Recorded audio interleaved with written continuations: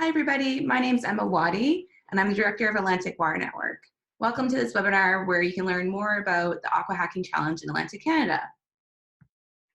The AquaHacking Challenge is a unique approach to your typical hackathon. So it's more than just a 24-hour or 48 or 72 kind of hackathon model. It's more of an 8-month-long competition. So you really get to dive deeper into your water issue that you're looking at. And you also get a lot more mentorship. So this is another feature of the AquaHacking Challenge approach. The other kind of cool thing about it is that AquaHacking challenges, the issues that are addressed really come from the community. And so essentially you get to connect with these real users of your potential solution to make sure that it's viable and makes sense and really meets their needs. And then of course, we're looking for innovative solutions to kind of tie this all together. So really the recipe for success, there's kind of 3 main pillars for AquaHacking in order for it to be successful. So we are looking for champions for tech talent and entrepreneurship. We're looking for mentors so that you get connected with these real community-driven issues. But then also the third thing that makes AquaHacking really unique is that it's a really accessible program. You don't have to have a computer science background or water background even in order to have a really great experience through AquaHacking.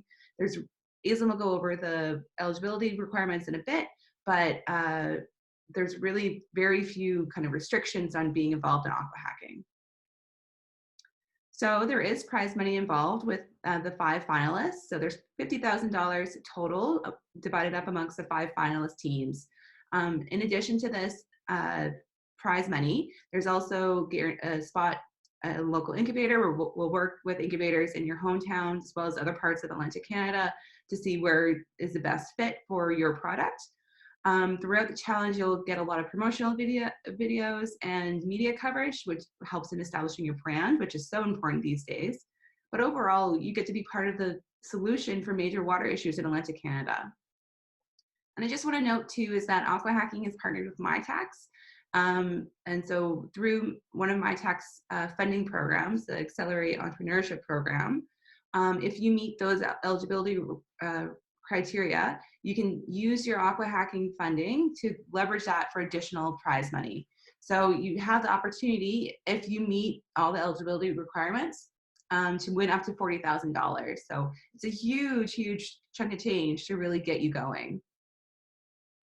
So AquaHacking has been around for the last 5 years. This is the first time it's coming to Atlantic Canada, but they've had great success in the Great Lakes and St. Lawrence River Basin. So since 2015, they've had 17 active startups created, which is a huge success rate of 75% survival rate of the teams that have come through AquaHacking.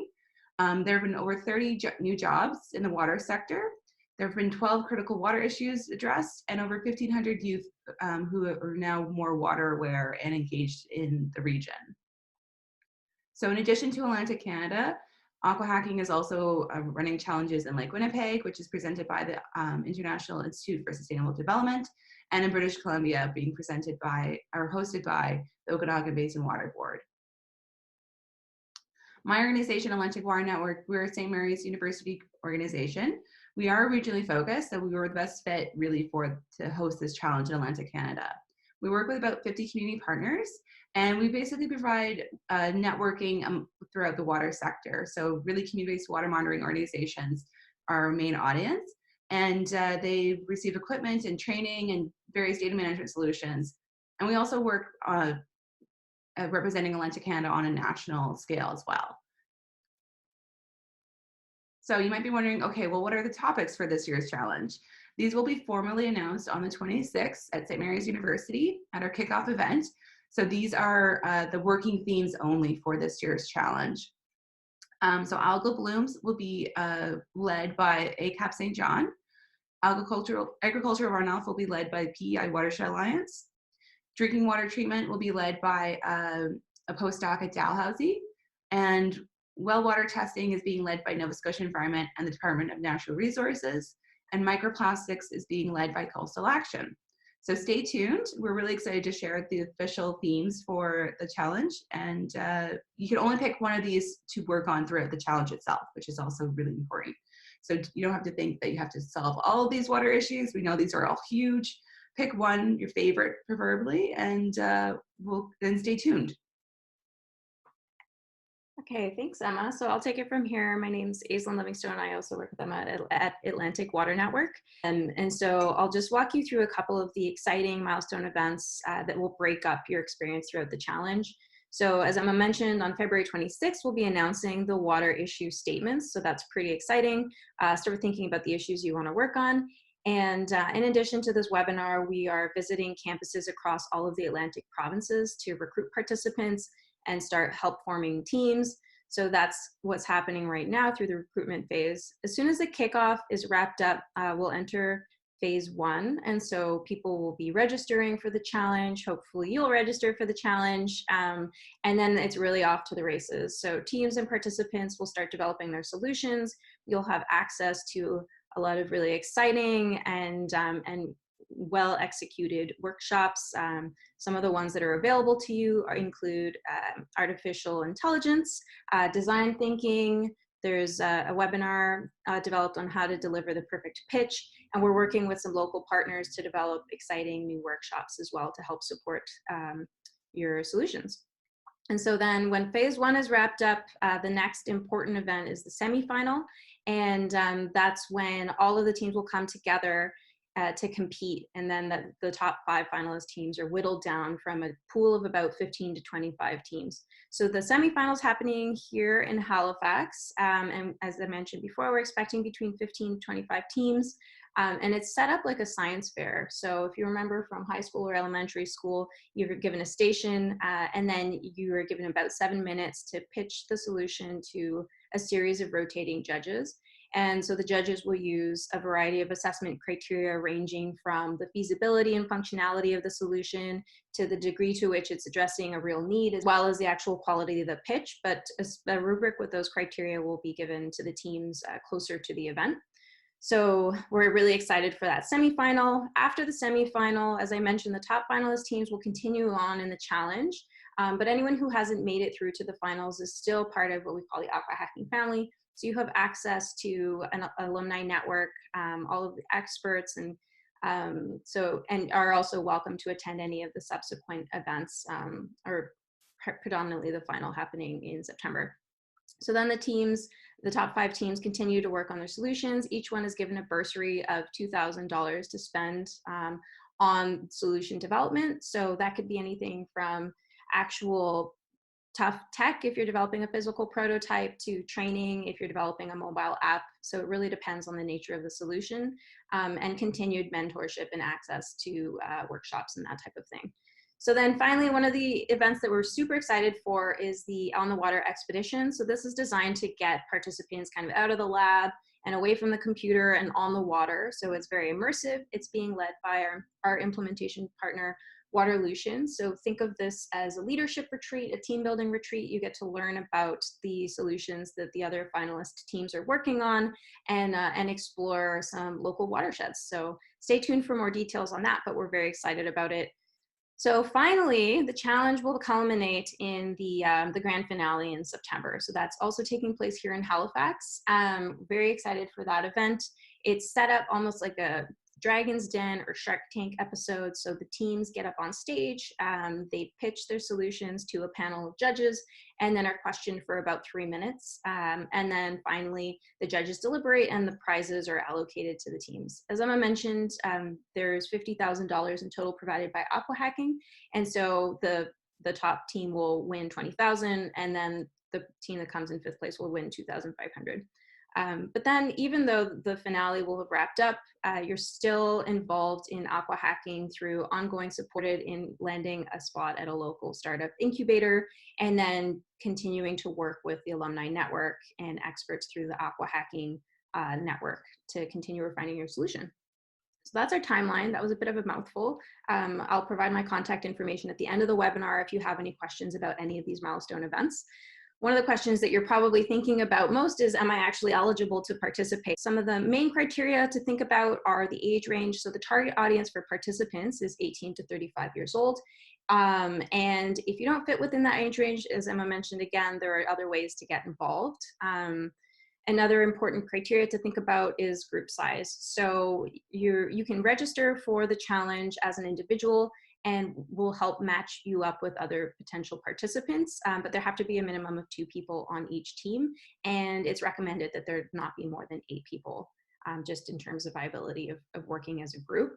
And if you don't have people in mind, as I mentioned, we'll be working with our implementation partner to match you up with people from different backgrounds. What AquaHacking has found in the past is that the more diverse the team is in terms of backgrounds and areas of expertise, the higher the likelihood of success.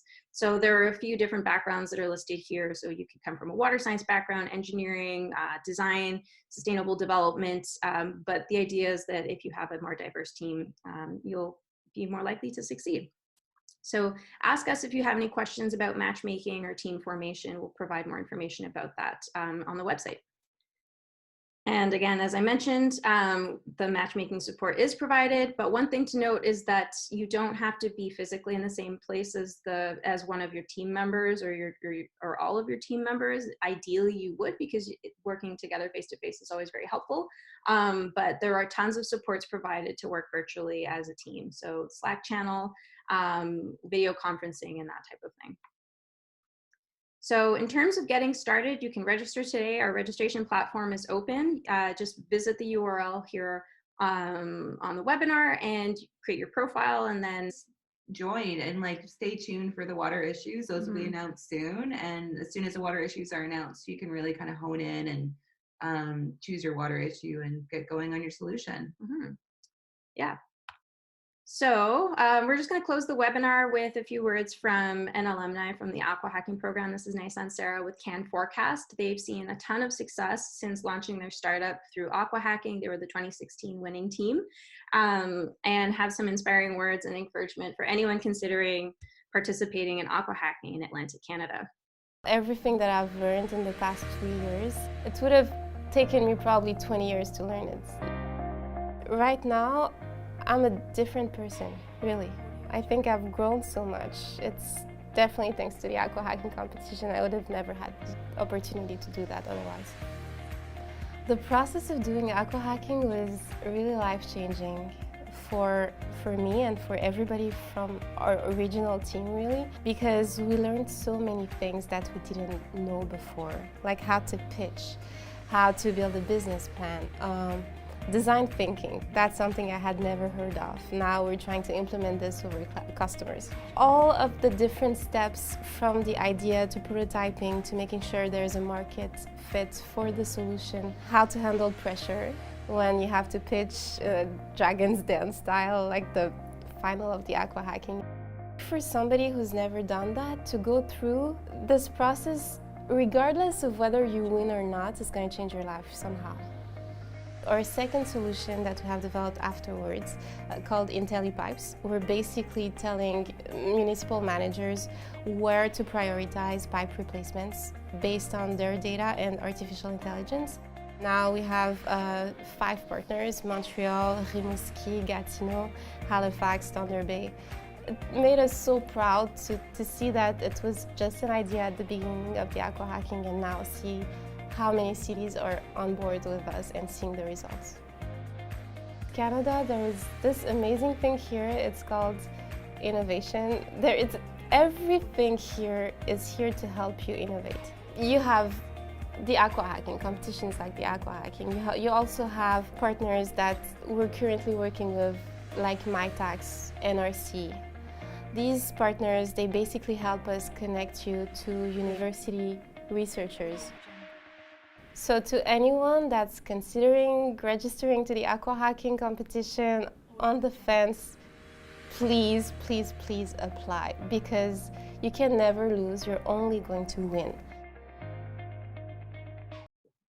Great. So that wraps up our webinar.